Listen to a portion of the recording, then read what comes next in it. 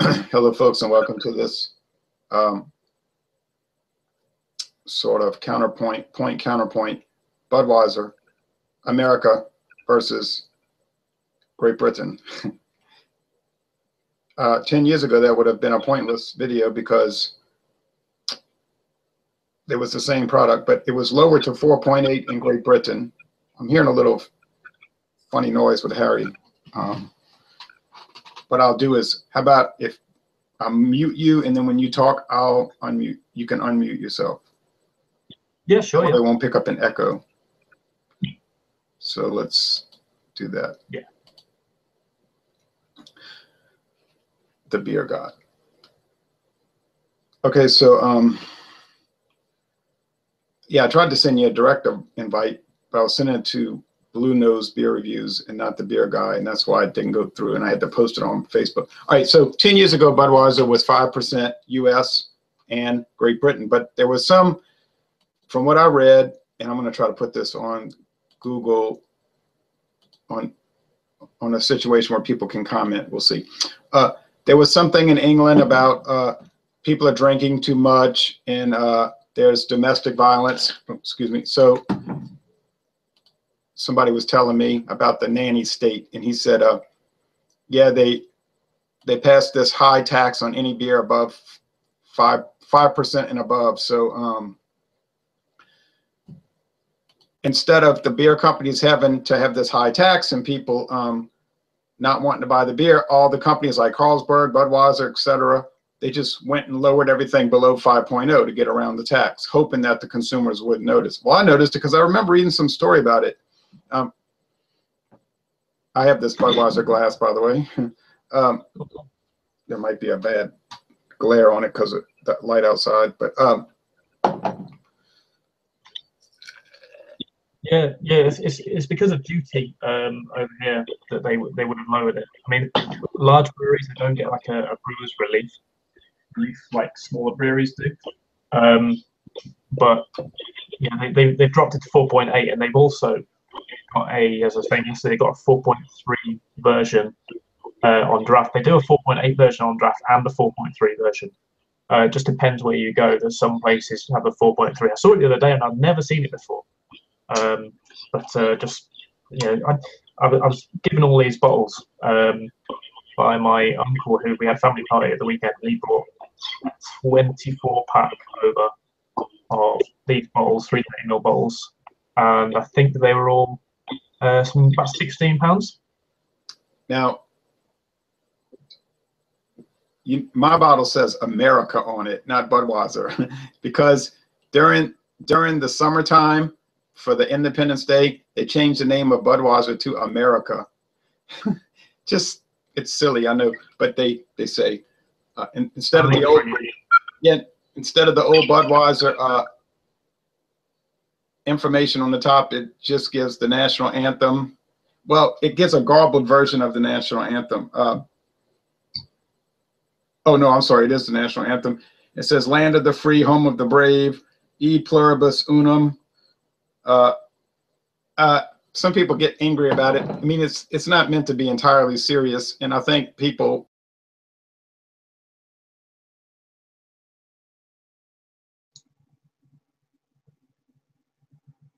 Wow, everything just went.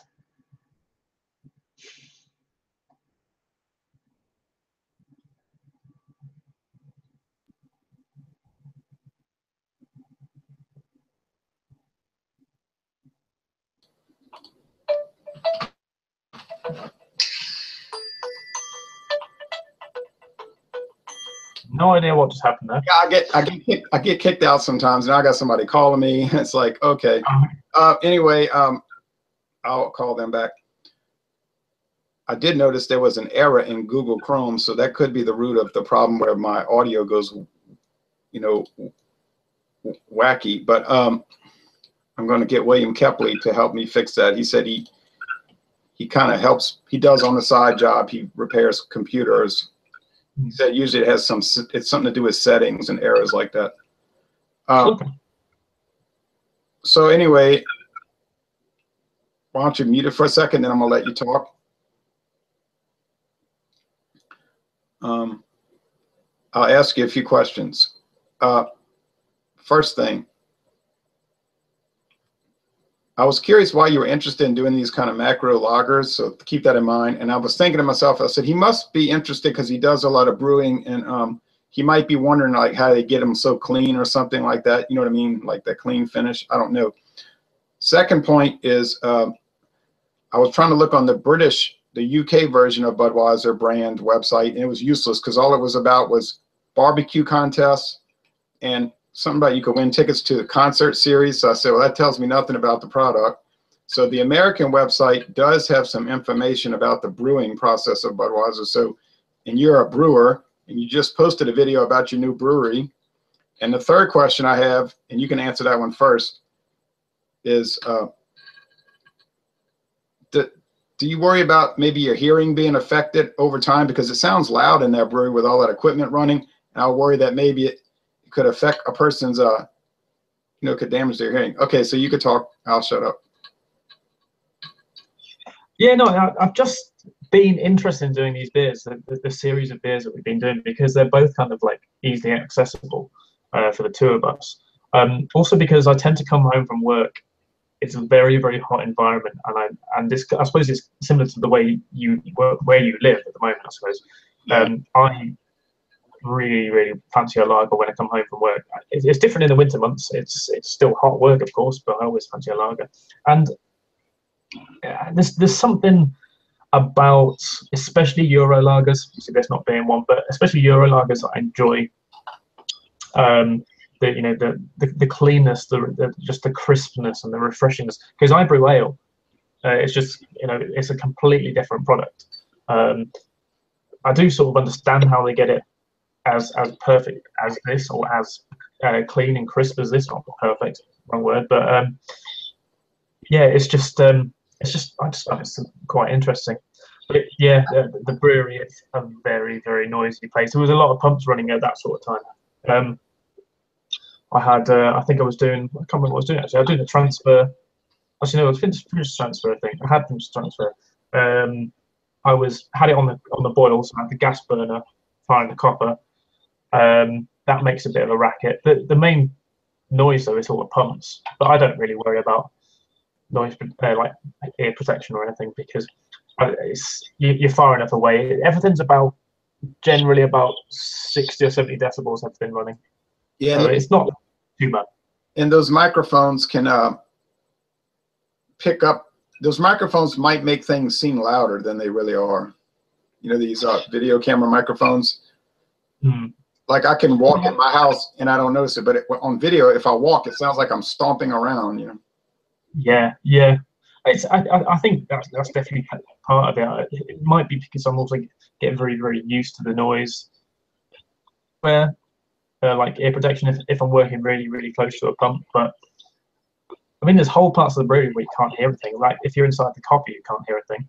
So when you clean it out, that's what I do on a brew day. Good fun that is. Yeah. Now, in America, we get a lot of different varieties of Budweiser that you don't get over there. Like we get the bottles like I'm showing you. These are 355 in yeah, metric. These are actually 300s. Oh, 300. Yeah. They're tiny. Oh, we get those little small ones. Then we get big. What was that? Then we get big.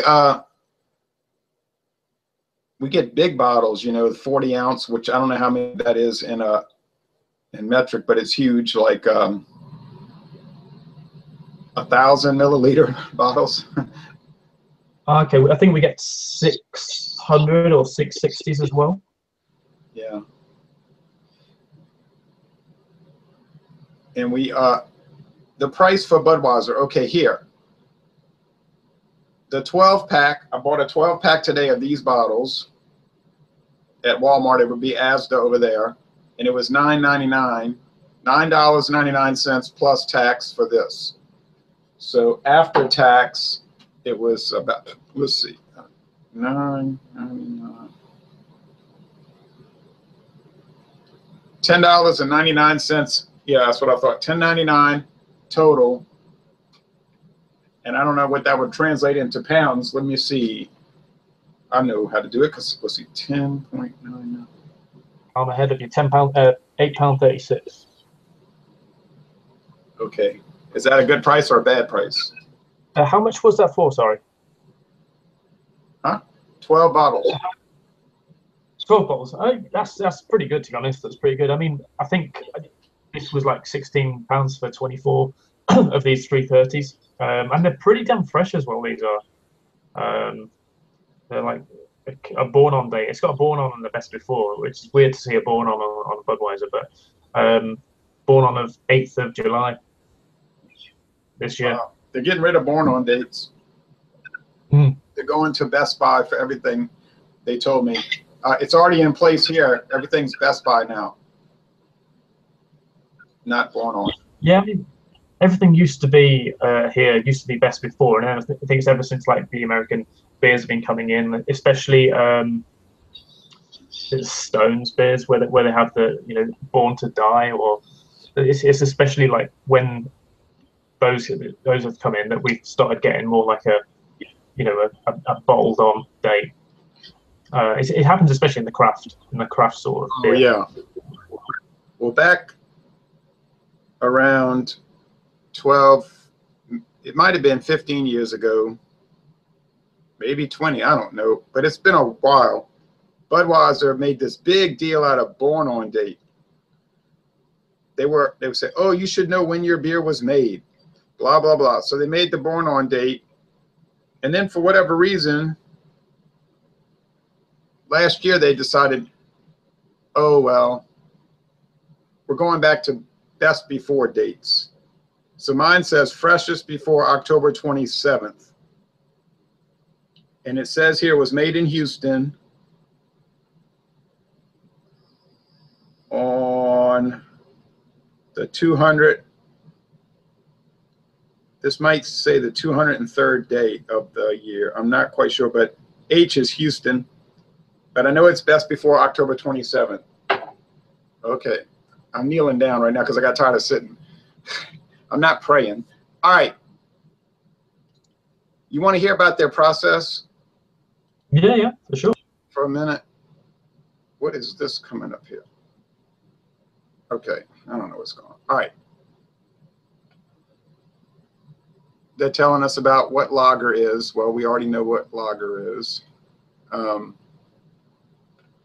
Beechwood aging. Yeah. Now, that's the big thing they tout. They age it in those big metal tanks on beechwood. The tanks are actually horizontal. Well, that's a lager tank, right? They're horizontal. They put the beechwood at the bottom, and well, they cook the beechwood in some kind of acid to take out all the taste and aroma. So it's not aged on beechwood to give it any flavor. It's aged on beechwood to give the yeast surface area to cling to. Does that make any sense to you? Not really, but I'm sure something interesting goes on in there. I mean, there's breweries over here like Innocent Gun. I suppose maybe it's great surface area for the yeast to cling onto, but why would it want to cling onto the beet? I don't know. I don't know enough about yeast to be able to like go into that. But because it's a big fermentation tank and it's smooth on the sides. So I guess they want a rough surface for the yeast to hold on to or something. And I asked them, I said, why don't you use oak? You could use oak wood. Oh no, they said oak is too flavorful and make the beer taste funny. They want something that has no flavor or aroma. But I suppose in your tank that your yeast that you're using is going to go flying all over the place. It's going to go crazy. I suppose once it's sort of not filtering, but once it's chilled, I suppose that's when it may drop to the bottom itself. But it's either way, it's going to just sit on the bottom of the tank anyway. So I don't know. I mean, there's breweries over here that use this Innocent Gun, for example. They originally did their beers in oak barrels and things like that, but they actually don't do it anymore. They do their beers with oak chips in the fermenters, so it imparts the flavor. So I suppose that's sort of kind of what Budweiser are doing. But either way, I suppose at the temperature that you're going to be lagering at, you're not really going to get much flavor off the beach anyway. No, they said they don't want flavor off of it. It's not used for flavor. Okay, they just want to say that they've got it in there. They said they want surface area for the yeast. Okay. Okay. They say they always have followed the same 7-step process since they started, even though they use high technology today. This is their 7-step process. They mill it. Why don't you mute for a second because I'm still hearing that background. They mill it, the rice, and over there the barley. Then they mash it. The barley and rice are mashed. I see. They're showing 2 different mashers. Then they strain it. Then they put it in the brew kettle. And then they're throwing in the hops. And then primary fermentation. Then the beechwood lagering, and then they put it in a finishing tank. And then they say it's croissant also. Double fermented, croissant. They have 12 breweries in the United States. I think the one you have is brewed over there in Great Britain, right? Yeah, it's where I seem to remember reading it was brewed in Wales, but I could be wrong. It doesn't say on the bottle at all, but I don't know where it's brewed now. But it's brewed in the UK and distributed by InBev, so God knows where. In Canada, it's brewed by Labatt. Well, they own Labatt, so it's a thing they've been doing for years. They really, that's what made Budweiser big. Kind of like some of these liquor companies. They have their primary brewery. They make the product. Then you can buy a license, like with Guinness. Then you can make the product as long as it tastes like the product, right? And they go out there and they send their representatives, and it's like a franchise, right? Yeah. And Budweiser is one of the top selling beers in the world. It's number 4 in America, behind number 1 Bud Light, then Miller Lite, Coors Light, and then Budweiser. The light beers have taken over the show, but Budweiser's still up there, not number 1, but still rolling in the dough. It's still bringing in the cash every day. I heard something interesting actually about Bud Light at a brewery talk a couple of weeks back. And the Bud Light over here, because obviously we did a video and it's lower ABV here, it's 3.5% here, but they actually want to make it even lower. Oh my goodness. They want to make it lower because of not because of duty too much, but they just want to make it lower and more suitable for the sort of market here. We have a super light Budweiser here called Bud. It's called Select 55 from Budweiser. Select 55 has 55 calories per bottle, and it's 2.8% alcohol. I mean, this thing here, if you drank it, you would be appalled. The Budweiser Select, now that's a more reasonable product. Sounds like what they're selling over there is Budweiser. Budweiser Select, it's called Select from Budweiser, but it's 99 calories, and it's 4.3% alcohol. So that might be similar to what they're selling over there in some place. But over here, it's got a black label with red highlights, and it's called Bud Select. I saw it in Walmart today, but I didn't buy it. Well, what do you think about the taste of this beer? I'll tell you one more thing. I did a taste challenge today, Budweiser versus Pabst Blue Ribbon, and I could tell them apart without even tasting it. In just a sniff test, I nailed it, and it took me less than 10 seconds. So that was amazing. Okay, what do you think about the flavor of this product? Well, I had my first Budweiser yesterday for a very, very long time. And it's not awful. It's not awful. It's not bad at all. I mean, to be a big selling beer, it's not going to be bad. I enjoy it. I mean, it's slightly bready. it's definitely sort of corny, and you definitely get that sort of rice note in there. It's got a little bit of sweetness, which is what I always love about in lagers. I love the sweetness. It's like a light lemon, almost banana-y, weirdly. I enjoy it. Yeah, they it's got a little hop bite at the end, but I mean, let's focus on the word little. I know some people in America, they say, oh, and there's one called Budweiser Signature Draft, which you can only get at the brewery. And it's a kind of a highfalutin Budweiser, which has got like this nitro double forward and back pouring thing. I tried it 2 years ago. Let's see. Let's see. They use 2-row and 6-row barley malt from over 2,500 American and Canadian crops.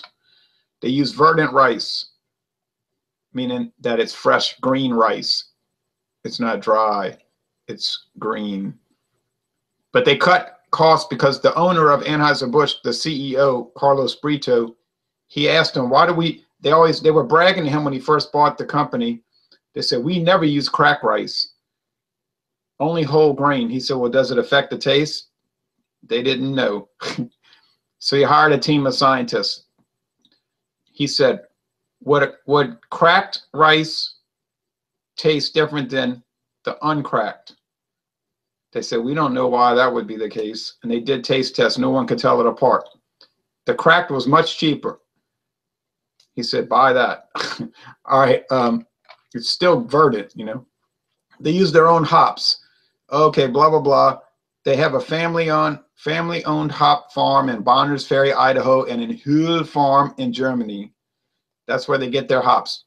Germany and Idaho. Then they use this proprietary yeast and, you know, water.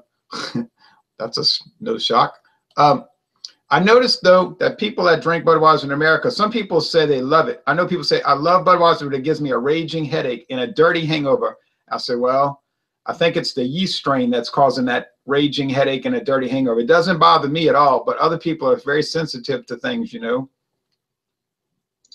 I think, if anything, for me, it might be the sort of mineralness of it, because it's so thin and watery.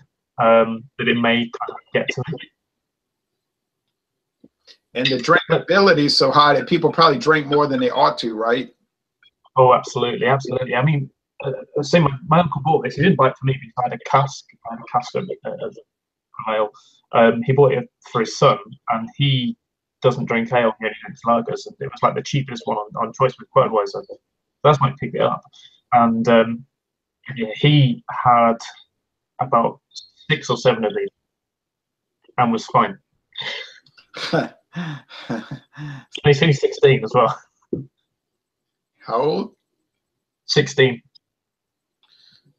I just want to say to America that I do not directly nor do I indirectly endorse that. Hey, would you like to, before we get off of here, I'm going to let you make a few last comments, and it's no rush anyway. You want to see a variant of Budweiser that we get here? Oh, yeah. It's made with corn, not rice. This one here coming up. Hold on.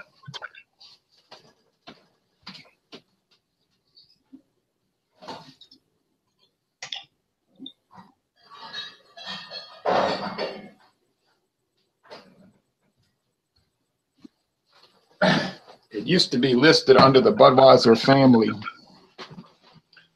but I think the new owners decided it can only be part of the Budweiser family if it uses rice. Mm. So now it's been disinherited from the family. It's Bud Ice. Bud Ice. I've seen that. I'm not here, but I've seen it advertised when I've been in the States before. One of the most, well, one of the top 20 selling beer brands in America. It's a higher alcohol version. Mm-hmm.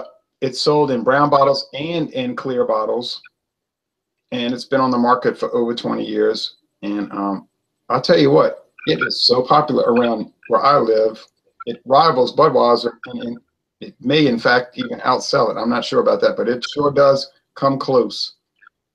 But it's a little different animal than Bud Ice. I mean, it's a lager, you know what I mean? But yeah. Is it just like I know you have a lot of those ice beers over there. Is it just because it's intended to be served cold? no, I'll tell you about that. Hold on. Okay.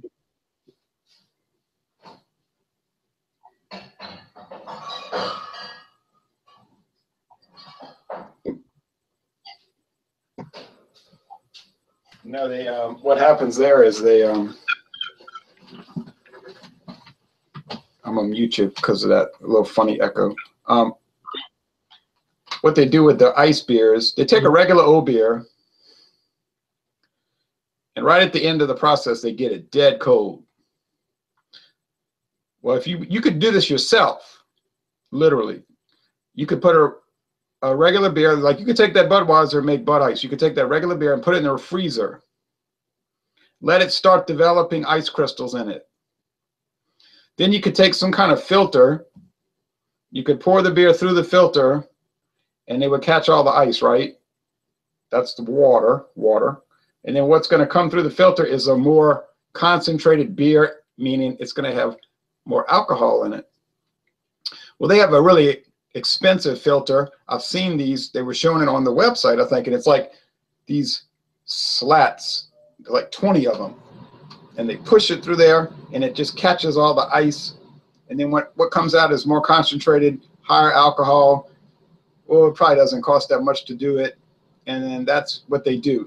But like William Kepley, who joins my videos sometimes, he likes to research these things. He found that it's extremely regimented in the United States. It's very strict on how high alcohol the ice beers can be. Like they can't be over a certain alcohol by volume. It's very strict. Whereas in Germany, they make ice box, they call them, using the same process. Some of those are 11, 12% alcohol. They'll just knock you out. But it's the same concept. It's just filtering out the ice to make a more concentrated beer product. It starts to be a little gamey, though. You know, when you have that concentrated beer, it gets a little chewy. So that's what that is.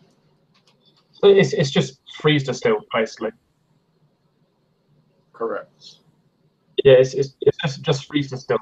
I've actually done it once. There's a humorous video on my channel of me doing freeze distilling. But I did it with cider rather than the beer. But it is really easy to do it like that. I didn't realize they were done like that. So what's the ABV on that? 5.5. Oh, okay. I'm amazed they've kept it so low. Because when we freeze distilled a cider, the starting ABV was 4, and we ended up with something like 12 or 13%. I don't know what they do, but most of your ice beers in America are between 5.5 and 5.9. Oh, okay. And there's some malt liquors. Now, a malt liquor, they take and add more brewer's sugar to it. You know, that brewer's sugar, more and more of it, and it just keeps, the yeast keeps eating it. And pretty soon you got this alcohol bomb. Then they take it and they ice filter it. Now they've got it at 8.5. And I'm going to tell you right now, I've got some bottles of that Schlitz ice brewed, what they call it, Schlitz ice malt liquor. I would not recommend drinking more than 1 bottle of that, because then you're putting yourself in a real touchy situation. What sort of ABVs do malt liquors start at? They tend to start at 6.0. Oh, well, no, I retract that. Some of the malt liquors are at 5.6. And that's not too high, right? Like Mickey's, that's an old-time malt liquor from 1962. It's at 5.6. Magnum is 5.6, very mild. But they'll catch up with you. Now, you think, oh, 5.0 to 5.6 is not much of a difference. Let me assure you it is. And it can start to, things will start to become difficult if you drink too many. Now, or a rye. you can get malt liquors that'll jump up into the 6% to 7%, and then you get what they call the high gravity malt liquors, which go into the 8, 9, 10, 11%. But what you'll notice with those is that as the alcohol level rises, the quality drops, and then they become these nightmarish products. Like somebody in England was going to send me some beers, but he ends up telling me, hey, I can't send those beers. I don't have any money. I said, well, why did you approach me to send me these beers? You know, I didn't get mad, but he had me all excited to try this trash. Like it was one was called Tenet's Super Brew or whatever. Another one was called Carlsberg Super Elephant or something. Carlsberg Special Brew or something like that. They've dropped the ABV on Tenet's Super and Carlsberg Special Brew because it used to be 9% and they've dropped them to 8%. So that makes a massive difference, of course. But they've dropped them and they've altered the recipe. I see. I'm on. I think it's Support Bad Beer because I love all these like malt liquors and things like that you get in the States. Because I think it's crazy because we just don't get anything like it. I think the only ones are similar to the Tenet's Super, but they're only really like drinks for the homeless. They're not drinks for everyone. If you understand me. I see a lot of people reviewing Mickey's. What is Mickey's? You know, Mickey's is a legitimate product, okay? Yeah. It's just a regular beer. It's got the Hornet on there with the boxing gloves. Well, that's sending a message to you that get ready because it's going to fight back. But, you know, honestly, Mickey's is tame. I can go right there to the gas station and get a 6-pack of Mickey's. I can even go to some bars, taverns, pubs, whatever they're called over there, and they have Mickey's. Okay. If you drank a Mickey's, you would not be impressed with its uniqueness. You'd say, well, it just tastes like a regular adjunct lager to me. Now, if you get the Mickey's Ice Brewed Ale, then you might start noticing some differences. It's 5.8. Mickey's is 5.6. No great difference. But good grief, I was over there buying this Budweiser today, and I went to the store, and they had something called Four Loko Frost. And I said, that is not going to be a part of my life. A big, tall can, twice the size of what we're drinking today, and it was 14% alcohol. I said, that will not be part of my life. Now, I can bring up some interesting thing here real fast. If I get on the Anheuser-Busch website for Great Britain, let's see here. There's something, I don't know if you've ever heard of it. Let's see. I think it's under United Kingdom. Let's see, United Kingdom. English.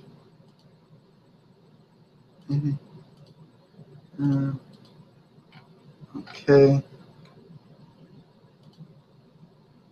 Let's see here.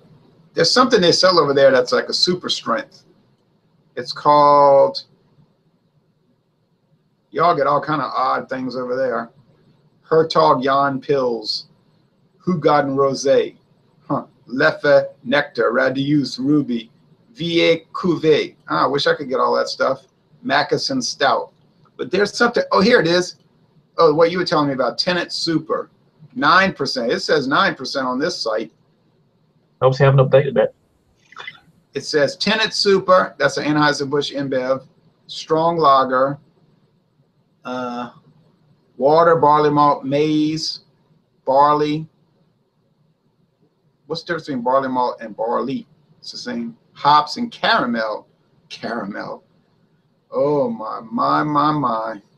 Who in the world would drink? I drank it just to try and make a video, right? But I could never drink that. I could never drink that on a daily basis. I'd be dead. Oh, God, no. It's definitely like the tramp drink of choice, especially when you're further north. It's a Scottish brewery as Tenet's, but they do like a normal Tenet's lager, which is actually not bad. But then they do their Tenet's Super, which is just it's just a bit of a laugh, really. Yeah, in America. I mean, I think I reviewed it. In America, we call them bum juice. Bum juice. Yeah, we don't call them that, but that's suitable. Tramp. Okay, Adam Kennedy says, how often do y'all drink? Adam, not too often. Max Walt says, hello, Ronald. Glad to see you streaming. Hey, Maxwell, glad to see you over there in Europe. Carp DM says, hi, y'all. Hi, Carp DM. Seize the day, man. Maxwell says, thanks. You're welcome. Let's see. Carpe Diem. Let's see. Back to the Anheuser-Busch. There's a product they sell over there in your country in a can. It's called Gold Label Very Strong Special Beer. The number one barley wine. Gold Label. I remember talking to someone about this because I nearly picked up some cans because you can only pick up cans in a 4-pack now. They're now only in 330s. They used to be in 500 ml, I believe. Yeah, this is showing 100 milliliter, 250 and 330s. Oh, okay. I didn't know you can get it anymore. It says water, barley malt, sugar, maize, and hops. Gold Label Very Strong Special Beer, the number one barley wine. How'd you like to try that item? Well, I was speaking to a friend about it, and he said, yeah, don't buy it. It used to be awesome. Just don't buy it now because they've ruined it. They've taken it over and they've just destroyed the product. I think it's like 8.5, is it? 7.5. Oh, 7.5. It used to be something like 12. And they just dropped it because we get barley wines now and again here. It's more of like an older drink. You don't see too many of them around. But yeah, it used to be so much stronger. There's other things I'd like to review, like Buckfast. Buckfast would be an interesting thing to review. It's a tonic wine. And I don't know what the ABV of it is, but it's brewed by monks supposedly. But that would be another thing along those sort of lines. Now they say here on the website, I would like to try that too, Harry, but I've never even heard of it. Oh, they said that Budweiser Draft is that 4.3 you're talking about. The draft. They say Budweiser Draft. Now, Mackeson Stout. Mackeson Stout, 2.8% alcohol. A child could drink that. Yeah, it used to be the drink of choice for like old grannies and things. It was actually most of the time it was given to children to make them go to sleep as well. But it's 2.8. It's always been 2.8 as well because that's where the duty line is. If it's below 2.8%, you don't have to pay duty or tax.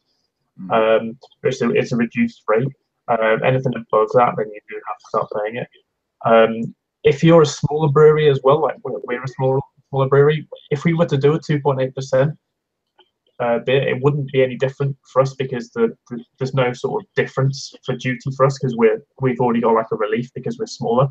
So if you're a large brewery like they are, it's they can make beer for nothing. There's another beer along the lines, like Man's Brown Ale, which is 2.8 or something like that, or 2% maybe. Super light, but very very sweet. It almost tastes like it's like not fully fermented. Like a malt sugar beverage. Yeah, it's just very very sweet. I quite like Mackeson Stout though. It's quite a nice beer. You can get it quite easily in supermarkets. It's very cheap. You ever heard of a beer called Stella Artois Noir? I have seen it once. Is it a lower ABV than a normal Artois as well? No, it comes in a small 100 milliliter bottle, and it says it's 4.9% alcohol, and it says here, 4.9%. Stella Artois Noir. That is. Can you drop me the link to that and just pop in the chat? I can actually see it because I can't get onto their site very easily. Yeah, it's called Tap Into Your Beer. Hold on, let me copy, and then I'm going to paste it. Maxwell says, Ronald, have you heard about the beer of the Jacques Tech Goose? No, from the Czech Republic. In Russia, it's sold. I've never heard of Jacques Tech Goose. I've heard of no, I never heard it. I do not know what the name of the second person is. What kind of beer does he have against the background? Second right. That looks like some sort of black lager or something.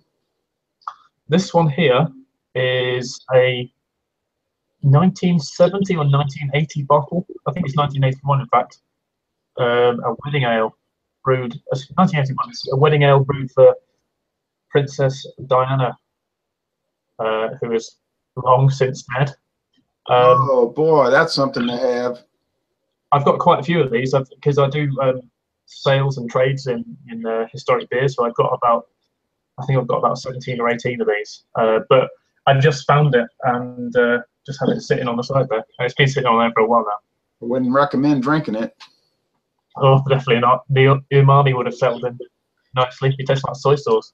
Here's a special. I drank this one. This was a special one. Now, some people tell me that they still make it in St. Louis in the United States, but nowhere else. It's called Anheuser-Busch Winter Brew. And I tried it. They had it down here one year, the Christmas of 1996. And I bought it. It was a lot better than Budweiser, not to disparage Budweiser, but it was like some kind of really interesting item. And I tried to get my family to drink it for the Christmas dinner, and they told me, "You're crazy. We're not drinking that trash." I said, "Okay, you never even tried it, but believe me, they're not open-minded when it comes to drinking." Oh, I get it. I get it a lot. You might know people like that. They have set things they drink, and they never deviate. Yeah, I was like, my dad, the only beer that he will have nowadays is Doom Bar. He will only have that beer, no matter the fact I'm the brewer and I make beers. He will not have anything else. And his beer of choice before used to be Bass, and he used to love Bass. And then obviously Bass has changed so much from what it used to be, but he used to love that. I have an uncle. He drinks Tanqueray and tonic, and only Tanqueray. Yeah, that's pretty much the same as Dad as well when he's on gin tonic. He will not deviate. I mean, he would not even entertain the idea of trying different gins. Only Tanqueray. Only I think Light. they have like a Gordon's or Tanqueray, or because gin's quite big here at the moment, so he's getting a lot into his sort of craft gins, and it's a bit weird how gin's big here. Like Bombay Sapphire. Yeah, they get that now and again. It's quite big. Gin and tonic is like obviously quite a serious drink over here. A lot of people have it. Seems to be the case in America too, but I'm not going to be part of that culture. Oh God, no! I just tend to steer very clear of spirits, apart from port, which is a spirit. Yeah. I don't steer clear of spirits, but gin. I did a bunch of different gin brands. I drank through the bottles, and I thought, well, that'll be okay for 20 more years. Yeah. In 20 years, I might try it. Oh, that port. Oh, that made me so sick Saturday. I said, oh, I'm not going to drink another port for a long time. Oh, man. I had an interesting Saturday evening because we had a big family party, and well, the absinthe came out, the port came out, and end of the night, I was in hospital, not me personally, but I was in hospital with my two brothers, who were in a worse way than I was. Well, I drank that Sandeman port. Sandeman Porto from Portugal. It's 19.5% alcohol. And my friend poured it, and we were drinking it. I said, oh, this stuff has gone off. We had drank it the week before. He said, I must have had it in a hot area. I said, I don't know what you did, but it tastes like beets. We drank the whole glass, but it was unpleasant. And I felt sick to my stomach for 24 hours. I just think,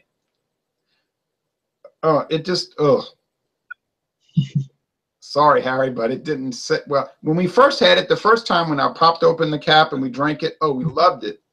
But the second go around, it didn't work out. Anyway, you had this idea to look at Budweiser, so we looked at it. We didn't adore it, but we didn't hate it, and I got 10 left to drink, and I won't have a problem doing it. Yeah. I've enjoyed it. I've enjoyed it. I think I'll probably have another one in a minute as well. On the whole, I don't think it's a terrible beer. It gets an awful lot of stick. But it fits into the market, and it does a job. And I suppose that every beer does a job. Yeah, it can be terrible, it can be nice, but it does a job, and it's not awful. It's not my go-to sort of lager of choice. I know that would not always be Heineken if we're a Lacro lager. But yeah, it's not bad. It's not bad. Nope. Well, if you get any of these other ideas, just contact me, and I guess we can tackle some more. Yeah, for sure. I'm trying to sort out a couple of other beers, lagers most likely, but yeah. And I want the audience to know that I always say that we could do it on Harry's channel as well. Yeah, so I tend to avoid it because I know my technical issues are going to be bad. That can be a real irritant. Mm. All right, people. Thanks for watching. Everybody take care and have a good rest of the week. Bye, everyone.